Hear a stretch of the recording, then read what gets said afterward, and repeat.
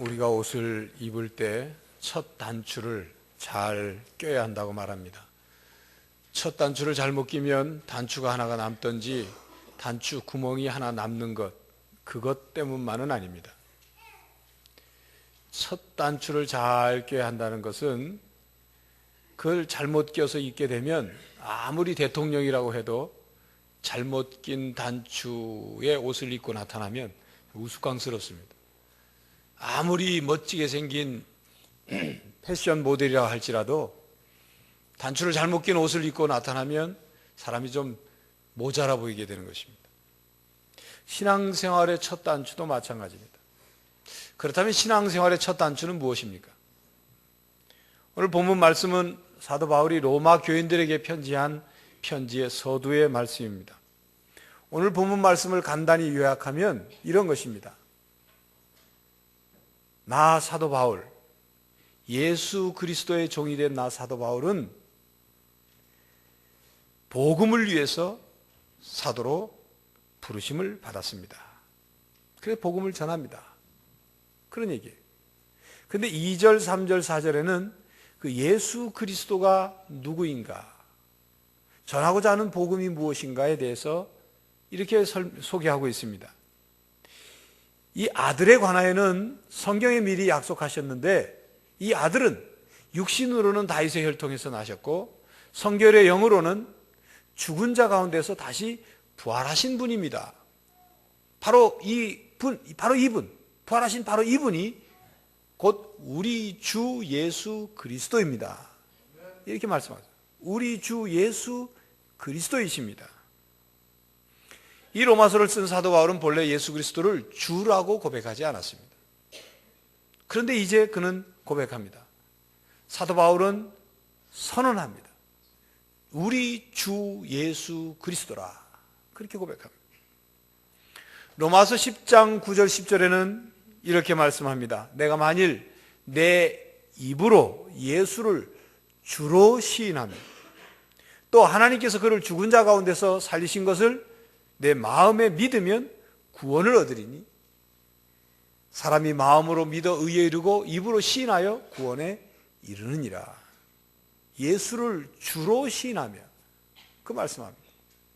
그리고 13절에는 누구든지 주의 이름을 부르는 자는 구원을 얻으리라. 이렇게 말씀합니다. 바로 이것이 신앙생활의 첫 단추입니다. 신앙생활을 시작하면서 예수 그리스도를 주라고 고백하느냐, 주라고 고백하지 않느냐에 따라서 구원과 멸망이 갈리는 것입니다. 주로 고백하지 않으면, 예수 그리스도를 주로 고백하지 않으면 신앙생활이 출발하지 않은 것입니다. 기독교 신앙생활이 출발하지 않은 거예요. 주 예수 그리스도라, 이렇게 고백해요. 주 예수 그리스도라는 이 고백은 바로 신앙생활에 있어서 아주 중요한 고백입니다. 그렇다면 사도 바울이 우리 주 예수 그리스도라고 고백했는데 이 우리 주 예수 그리스도라고 고백한 이 고백 속에는 어떤 뜻이 담겨져 있습니까? 그 고백 속에 우리의 신앙의 어떤 자세가 담겨져야 하는 것입니까? 첫째로 예수 그리스도가 나의 소유주이십니다. 그런 고백입니다. 주 예수 그리스도라는 고백은 예수 그리스도는 주이십니다 라는 고백을 그렇게 줄여서 하는 것입니다. 주라는 말은 헬라어로 큐리오스라는 단어를 사용하고 있는데 신약 성서에는 무려 600번이나 이 단어가 나옵니다. 그만큼 중요한 호칭이에요. 노예가 주인을 부를 때나 백성들이 왕을 칭할 때 큐리오스라, 주라 그렇게 불렀습니다. 그래서 주라는 말의 본래의 뜻은 소유주를 의미합니다. 주 예수 그리스도라는 고백은 예수 그리스도가 우리의 몸과 우리의 마음과 우리의 영혼의 소유주라, 그런 뜻입니다. 또한 이 세상 만물을 만드실 뿐만 아니라 이 세상을 보존해 가시고 이 세상의 소유주이시다, 그런 말씀입니다. 모든 역사와 우리의 삶을 소유하고 계신 분이시다, 그런 뜻입니다. 그러므로 주 예수 그리스도라는 고백은 예수 그리스도는 나의 소유주이며 나는 그분의 종입니다. 나는 그분을 주인으로 모십니다. 이런 고백인 것입니다. 사람은 누구나 주인을 모시고 삽니다. 어떤 사람은 자기 자신을 자신의 주인으로 모시고 삽니다. 어떤 사람은 아주 악한 사람을 주인으로 모시고 삽니다. 어떤 사람은 어떤 물질, 어떤 돈이면 돈, 어떤 것을 주인으로 모시고 삽니다. 어떤 사람은 마귀를, 사탄을 주인으로 모시고 삽니다. 그러나 예수 그리스도를 믿는 사람들은 예수 그리스도를 주인으로 모시고 사는 사람들입니다. 예수 그리스도를 믿으면 주인이 바뀌게 되는 거예요. 그렇기 때문에 주인이 바뀝니다. 그전에는 내가 주인이었고 사람이 주인이었고 세상이 주인이었고 그 어떤 것이 주인이었고 사탄 마귀가 주인이었지만 이제는 나라는 사람의 호적 등본을 떼보면 나라는 사람의 등기부 등본을 떼보면 예수님이 주인으로 예수님이 소유주로 나타난다는 것입니다. 교회 여러분, 우리 인간은 본래 하나님이 주인이셨어요. 이 세상을 처음 만드실 때 인간을 창조하실 때 하나님이 주인이셨습니다. 그런데 인간이 선악과를 따먹고 죄를 지음으로 주인이신 하나님을 떠나게 됐어요. 선악과를 따먹는 그 죄의 행동 속에는 하나님을 이제는 더 이상 주인으로 안 모시겠습니다. 나는 내가 주인이 되고 싶습니다. 내가 나를 마음대로 하고 싶습니다. 그런 뜻이 담겨져 있는 것입니다. 그래서 인간은 죄의 종이 되었고 사탄의 종이 되었습니다.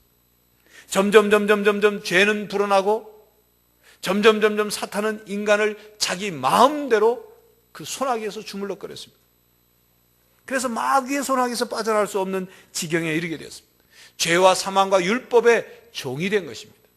마치 돈 몇 푼에 팔려간 율랑녀처럼 그 돈을 갚으려고 돈을 벌어도 빚은 점점 더 늘어나고 악한 소굴에서 빠져나올 수 없고 악한 소나기에서 도망칠 수 없는 빠져나올 수 없는 율랑녀처럼 인간은 점점 사탄의 소나기에서 점점 그 속으로 들어가 빠져나올 수 없게 되었어요.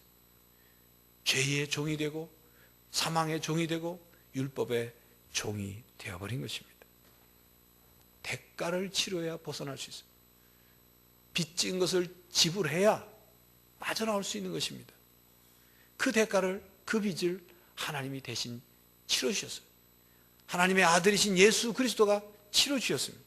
친히 십자가에서 목숨을 내어주시면서 치러주셨어요. 그러시면서 십자가에서 돌아가실 때 이렇게 말씀하셨어요. 다 이루었다. 다 이루었다는 그 헬라어가 테텔레스타이라는 말입니다. 테텔레스타이. 다 이루었다. 그 말은 상업적인 용어인데 물건을 살 때, 노예를 살 때 다 돈을 지불했다는 거예요. 완부를 했다는 것입니다. 주님께서 우리의 빚을 대신 갚아주셨어요. 죽음으로 팔려가는 우리를 사오셨어요. 그리고 주님의 소유로 삼으셨습니다. 바로 이것이 구원의 은혜요. 바로 이것에서 우리의 가치가 시작되는 것입니다. 우리의 가치가 얼마나 소중한지를 바로 그 사건을 통해서 깨달을 수 있는 것입니다. 교회 여러분들 과일을 사잡수실 때 맛있는 과일을 사잡수시고 싶으면 비싼 과일을 사면 됩니다. 괜히 비싼 게 아니에요. 과일은 비싼 값을 해요. 싸구려 과일 속에서 맛있는 걸 사려고 하는 사람은 그건 조금 모자란 사람입니다. 싸구려는 싸구려일 수밖에 없는 거예요. 맛있는 과일인데 왜 비싸게 안 팔겠어요? 대가를 많이 지불한 물건일수록 가치가 있다는 거예요. 우리가 예수 그리스도께서 우리를 위하여 대가를 지불하고 값을 지불했기 때문에 그 대가가 얼마인지를 알면 우리의 가치가 얼마인지를 알 수 있다는 거예요. 우리가 얼마나 가치 있는 존재인지는 십자가를 보면 알 수 있어요. 십자가에서 죽으신 예수 그리스도를 보면 알 수 있습니다. 왜 하나님의 아들이 자신의 생명을 주고 우리를 사셨는지를 보면 우리의 가치가 어떤 가치가 있는지를 알 수가 있단 말입니다. 값비싼 대가를 치르셨습니다. 그래서 우리가 그렇게 하나님께 소중한 존재라는 사실을 깨닫게 되는 것입니다. 교회 여러분, 우리는 하나님께 소중한 사람이며 하나님께 가치 있는 존재임을 믿으시기를 바랍니다. 우리가 예수 그리스도를 주로 모시고 그분의 소유가 되었기 때문에 우리는 가치 있는 존재가 되었습니다. 여러분, 바다에서도 누구의 손에 고기가 잡히느냐에 따라서 가치가 달라집니다. 무슨 얘기냐면 바다에서 사는 물고기는 사실 국경이 없어요. 자기들 다니고 싶은 대로 다닌다고. 중국, 일본, 한국 할 것 없이 아무 데나 다녀. 연어와 같은 물고기는 아시지 않습니까? 모천에서 이제 알이 부화해서 조그만 물고기가 되면 그것이 이제 점점점 자라면서 태평양 쪽으로 해서 수만 킬로를 여행해 가지고 다시 모천으로 돌아옵니다. 그러니까 여러 나라를 거쳐서 돌아와요. 자기 마음대로. 그런데 그 물고기 떼가 움직일 때 그 떼 움직이는 것을 보고 중국 어선도 한국 어선도 일본 어선도 그걸 잡으려고 하는 거예요. 그런 재미있는 것은 똑같은 물고기인데 중국 어선이 잡아서 중국 어부가 잡아가지고 우리나라에 팔면 싸요. 그런데 그 물고기를 우리나라 어부가 잡아서 팔면 비싸요. 몇 배가 비쌉니다. 누구 손에 잡히느냐에 따라서 가치가 달라져요. 누구에게 소속되느냐에 따라서 가치가 달라져요. 누구의 소유이냐에 따라서 가치가 달라지는 것입니다. 여러분, 돼지가 진주를 아무리 가지고 있어도 그 진주의 가치는 돼지에게 아무 의미가 없는 거예요. 그러나 진주의 가치를, 진주가 얼마나 소중한지를 알아보는 사람에게는 진주가 가치 있는 거예요. 우리가 예수 그리스도의 소유가 되었다는 것 때문에 우리는 소중한 사람이 되었어요. 우리가 예수 그리스도의 소유가 되었기 때문에 우리는 가치 있는 사람이 되었습니다. 우리가 예수 그리스도의 소유가 되었기 때문에 하나님께 보배로운 존재가 된 것입니다. 그래서 요한일서 4장 4절에는 너희가 하나님께 속하였다 그랬습니다. 베드로전서에는 너희는 왕같은 제사장이요 거룩한 나라요 하나님의 소유된 백성이라 말씀했습니다. 이 사실, 나는 주님의 소유이고 주님의 소유가 되었기 때문에 나는 가치 있고 보배로운 존재라는 사실을 깨닫게 되면 이것 때문에 우리의 삶이 바뀌어지는 거예요. 자기의 자화상이 바뀌어지는 거예요. 자기 정체성이 달라지는 거예요. 자기에 대해서 자존감을 갖게 돼요. 나는 존귀한 사람이구나. 열등감이 사라지게 되는 거예요. 주눅들지 않고 하나님께 내가 소중한 사람인데 내가 어떻게 살아야 할 것인가, 그걸 깨닫게 되는 것입니다. 교회 여러분, 우리는 예수님의 소유가 되었습니다. 예수님이 우리의 주인이심을 믿으시기 바랍니다. 두 번째로, 주 예수 그리스도를 고백하는 그 뜻 속에 어떤 뜻이 있습니까? 둘째로, 예수 그리스도가 나의 주관자이십니다 라는 고백이에요. 나의 주관자이십니다. 주 예수 그리스도가 나를 주관하시고 나의 삶을 주관하시고 나의 삶을 경영하십니다. 그런 고백입니다. 그런 뜻이 담겨져 있어요. 자동차로 말하면 주님께서 자동차를 운전하는 운전자이십니다. 그런 뜻이에요. 여러분, 아무리 비싸고 좋은 자동차라고 할지라도 운전자가 누구냐에 따라서 그 차를 난폭하게 운전할 수도 있고 그 차가 쉽게 망가질 수도 있습니다. 운전이 서툰 사람이 운전을 하면 차는 여기저기 끓히고 찌그러들고 사고가 나는 거예요. 신호등을 보지 않고 차선을 보지 않고 운전하는 사람이 운전하면 그 차는 반드시 사고 나게 되어 있습니다. 아무리 비싼 차라도 그 차는 수명이 오래가지 않아요. 그런데 베스트 드라이버, 운전을 잘하는 사람이 운전을 하면 그 차는 편안하게 달려요. 무리하지를 않아요. 그 차의 수명이 오래 갑니다. 같은 차종인데도 좋은 운전자가 운전한 차는 달릴 때 보면 힘을 받는 게 달라요. 어떤 사람은 자신의 삶을 자신이 운전을 하면서 부정적이고 자기중심적이고 신경질적인 감정대로 운전하다 보니까 인생이 엉망이 되어버려요.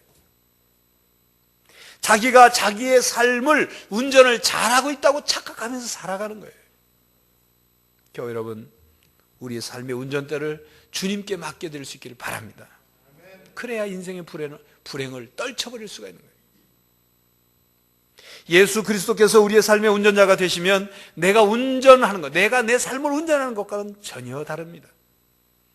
혹시 여러분 중에 여러분들의 삶의 운전대를 여러분들의 삶을 망치려고 하는 사람에게, 망치려고 하는 자에게 맡기질 않았습니까? 사탄과 마귀는 우리의 인생을 어떻게 하면 망칠까 하고 우리를 유혹합니다. 시험에 빠뜨립니다. 처음엔 괜찮아, 괜찮아. 기분이 좋은 것처럼 만들어요. 그렇게 하는 게 잘하는 것처럼 시켜 세웁니다. 그리고는 우리의 삶의 운전대를 빼앗아 가지고는 마구 질주합니다. 브레이크가 들지 않는 것처럼 마구 질주해버려요. 그리고 저 벼랑 끝으로 그 차를 몰고 가는 운전자가 바로 사탄이요 마귀인 것입니다.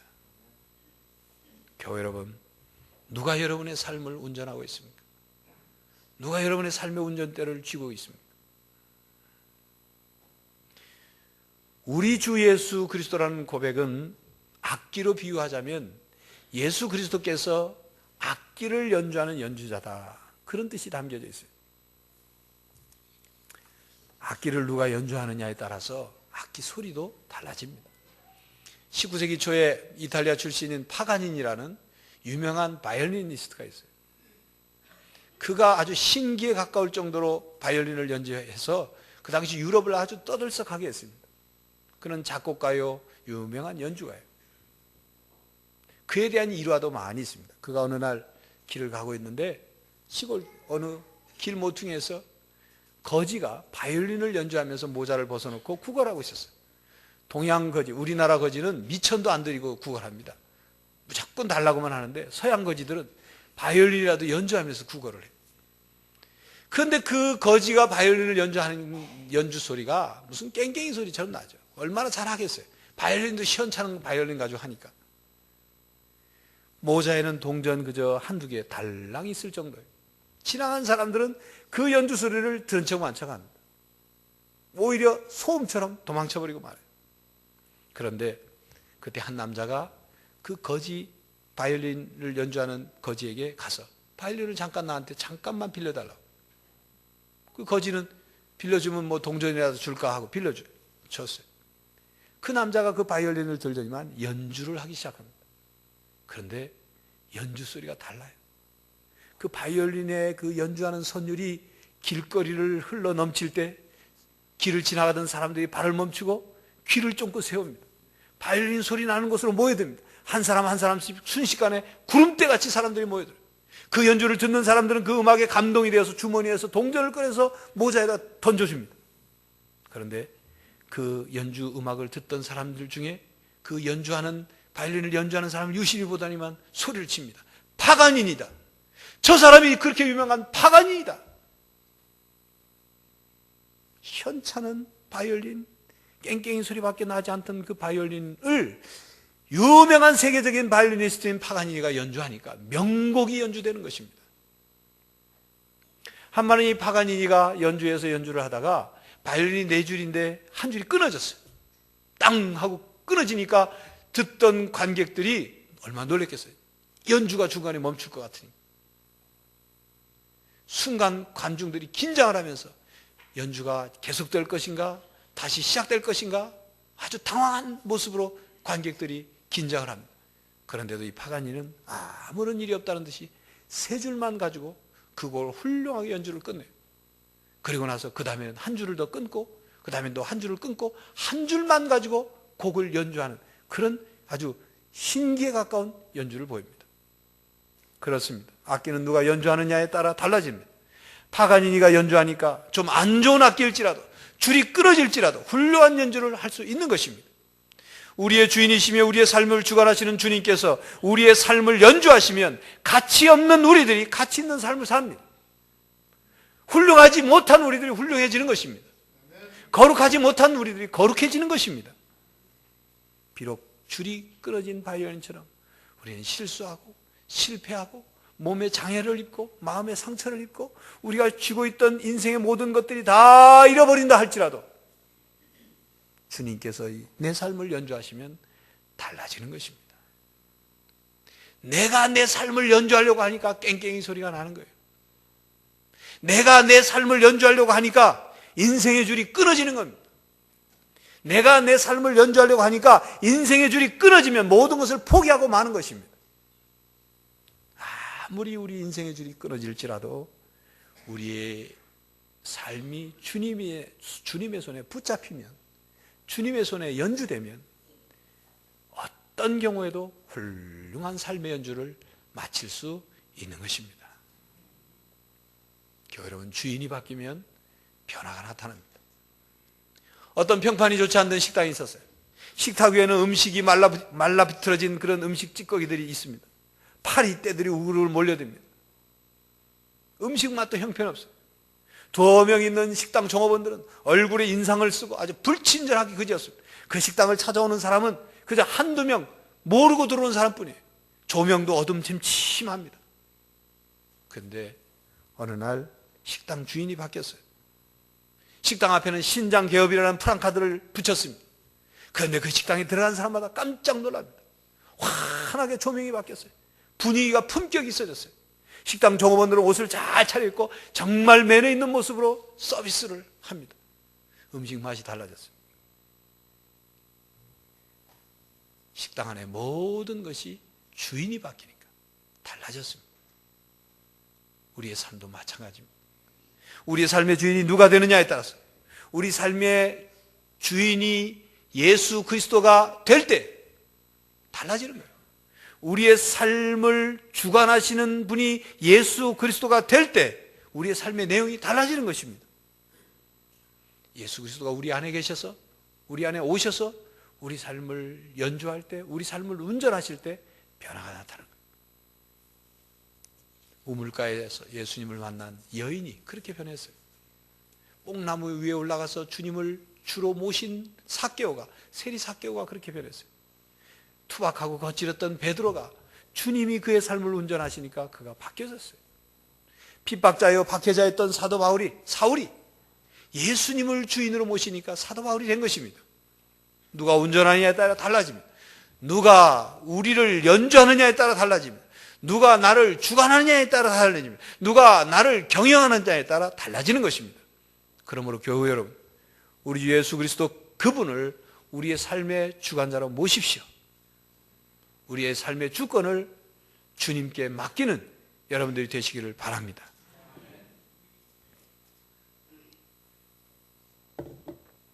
주 예수 그리스도라는 고백은 또 어떤 뜻이 있습니까?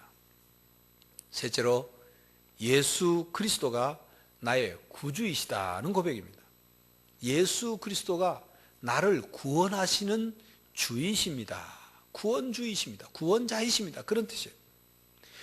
나를 구원하시되 한 부분만 구원하시는 분이 아니라 모든 면, 전인적인 면을 구원하시는 분이에요. 내가 살아있는 동안 내가 언제든지 어디서든지 누굴 만나든지 무엇을 하든지 구원해 주시는 분이에요. 나의 신체적인 면이나 나의 정서적인 면이나 나의 정신적인 면이나 나의 영적인 면이나 나의 물질적인 면이나 나의 사회적인 면이나 나의 개인적인 면이나 나의 가정의 문제나 나의 직장에 있어나 모든 면, 총체적으로 나를 구원해 주시는 분입니다. 그런 뜻이에요. 그런 고백입니다. 그러므로 우리가 살아가는 동안 온 세상의 주인이시고 온 세계를 주관하시는 바로 그 주님, 나의 주인이시고 나의 삶을 주관하시는 바로 그 주님께 도움을 구할 때 거기에 희망이 있는 것입니다. 그분께 희망이 있기 때문에 우리가 그 예수 그리스도를 주로 고백하고 그분을 모시고 그분을 섬기는 것입니다. 우리의 주님은 우리에게 우리의 구주가 되신다고 약속하셨어요. 우리 주님은 오늘도 살아계셔서 우리를 구원하시는 구원자로 우리와 함께 하십니다. 우리 주님은 구주로, 예수 그리스도 그분이 우리의 구주로 우리에게 살아계셔서 구주로 믿는 우리들에게 모든 시험과 고통과 환난 가운데서 도와주시는 분이십니다. 이성희 목사님이 쓴 침묵의 은혜라는 책이 있는데 그 책에 이런 내용이 나와요. 하나님께 피하는 사람은 하나님께 보호를 받지만 하나님을 피하는 사람은 하나님의 보호를 받지 못한다. 한 글자 차이지만 달라져. 하나님께 피하는 사람은 구원을 받지만 하나님을 피하는 사람은 보호를 받지 못한다. 세상에는 주께 피하는 사람이 있고 주를 피하는 사람이 있습니다. 주께 피하는 사람은 은혜를 받고 주를 피하는 사람은 버림을 받습니다.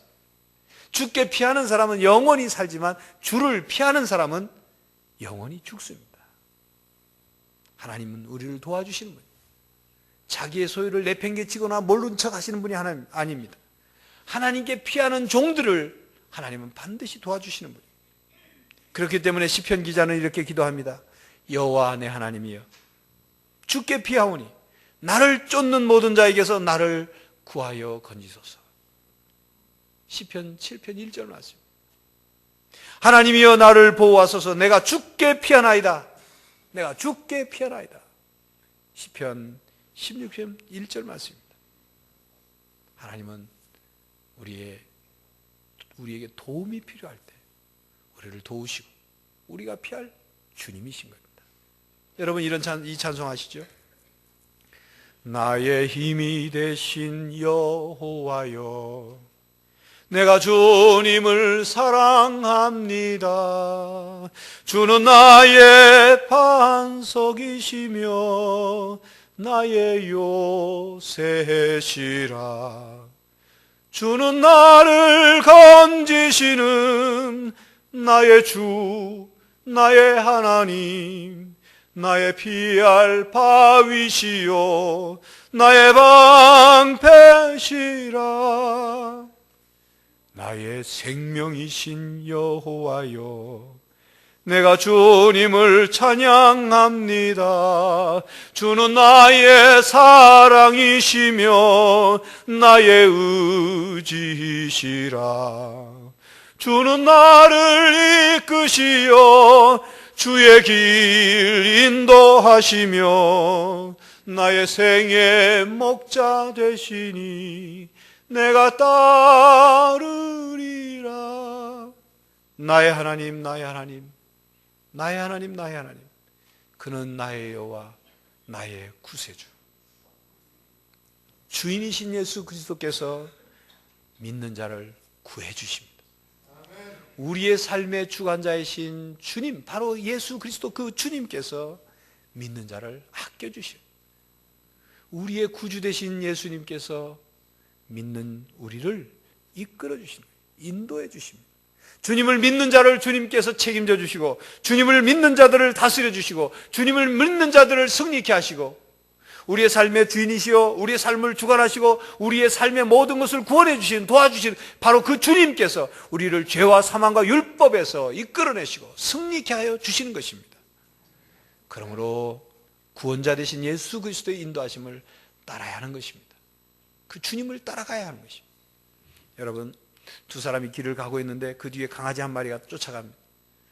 그 강아지의 주인이 누구인지를 알 수는 없어요. 그러나 언제 알 수 있느냐? 갈림길이 되면 알 수 있어요. 한 사람은 왼쪽으로, 한 사람은 오른쪽으로 가면 강아지가 따라가는 쪽에 사람이 주인인 거예요.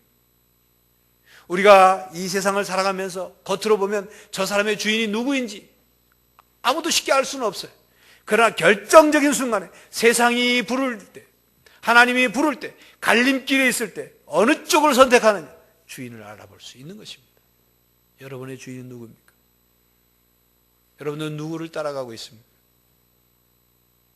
남북 정전 당시 한 사람은 남쪽과 북쪽의 경계선상에 살고 있었는데 그는 남쪽도 북쪽도 다 좋아했어요. 그렇게 심각하게 생각했잖아요. 그런데 전쟁이 일어나니까 어느 한편에 서긴 서야 되는데 어느 편이 이길지 모르니까 고민을 했어요. 누구 편에 설까? 그래서 자기 나름대로 기발한 생각을 떠올렸어요. 아래는 남군들이 입는 회색 군복 바지를 입고 위에는 북군들이 입는 푸른색 상의를 입었어요. 군복을 입었어요. 자기 딴에는 이제 난 양쪽을 입었으니까 살았다.